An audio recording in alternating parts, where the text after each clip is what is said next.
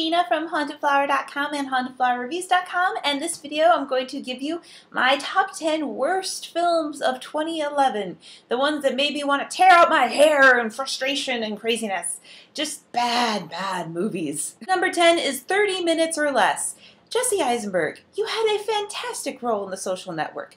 Why you decided to follow it up with Rio voicing a bird that can't fly and being a pizza delivery guy is completely beyond me, because this movie completely disregards any talent you may or may not have, just makes you look awful, and the only redeeming factor in watching the movie is Danny McBride, who is still funny when he opens his mouth and words come out of it. Number 9 is The Dilemma, the story with Vince Vaughn and Kevin James, where Vince Vaughn is keeping a secret from Kevin James because he's afraid it's going to hurt his friend to find out that his wife's been cheating on him, wife being played by Winona Ryder.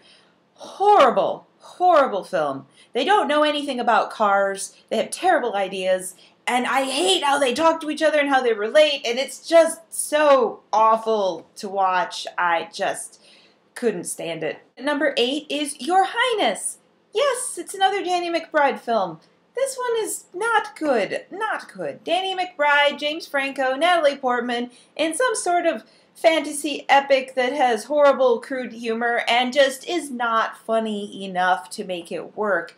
Just painful, wanna gouge out your eyes stuff for the most part. Coming in number 7 is The Art of Getting By, starring Freddie Highmore and Emma Roberts. Oh my god, this is a story about a kid who's a really smart kid and just wakes up one day and decides, oh, it's all so futile. Why should I do my homework? I'm smart, but I'm just not going to try anymore in life. I hate that. He is so passive and thinks that this girl who looks at him twice is totally going to fall in love with him and is so delusional and just hated watching his journey. So lazy.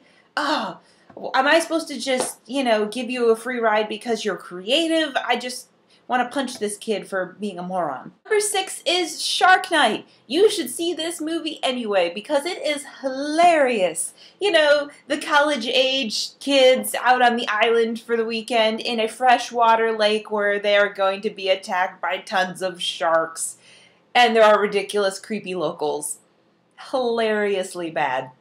Watch it. Number 5 is Green Lantern, the worst superhero movie of the year. Why? Because Ryan Reynolds is only being Ryan Reynolds, and he uses his magic powers to make, Hot Wheels tracks and stuff. And I don't think he ever cares about being a superhero. He seems to kind of decide last minute that he's going to save the world, and he's just not good at it. The other Green Lanterns are a lot more badass than him. Why should he be the Green Lantern? There's plenty of better ones. Number 4 is Twilight's Breaking Dawn Part 1. I'm gonna strangle Bella if she bites her lip one more time. This movie was so awful. Bella can't even be happy at her own wedding. She's giving birth to demon spawn. It's just crazy, and I hated it so much on so many levels. There's nothing exciting going on. I don't even think the characters like each other anymore. Some of it doesn't even feel like they're trying. And when the wolves talk to each other, it was really laughable. Number 3 is Apollo 18. Why? Because a movie that could have been really scary turned out to be about moon rock spiders and was really funny and sad instead. Yeah, it's moon rock spiders on the moon. There are like 20 different plot holes in this movie. Number 2 is the film that made me angriest this year, and that would be The Tree of Life.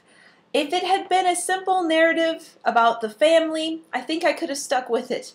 But throwing in all this other stuff, making it so crazy, ambiguous to watch. There's like 30 minutes of Discovery Channel nature footage showing me the evolution of the planet, mixed in with religious whispering, and I just wanted to throw things at the screen in frustration, and that is my opinion, and I don't care if you disagree with me, because I'm only stating my opinion. Finally, the number 1 worst movie of 2011 was The Change-Up, starring Jason Bateman and Ryan Reynolds, because 2 guys change bodies by peeing in a fountain. It's terrible before that, it's worse after. It's just so wretched on so many levels, don't care about a single character in the film, and it's painful to watch. horrible, horrible stuff. And the projectile poop is way over the top. Our honorable mentions would be Dylan Dog Dead of Night and Season of the Witch. Enough said on those two.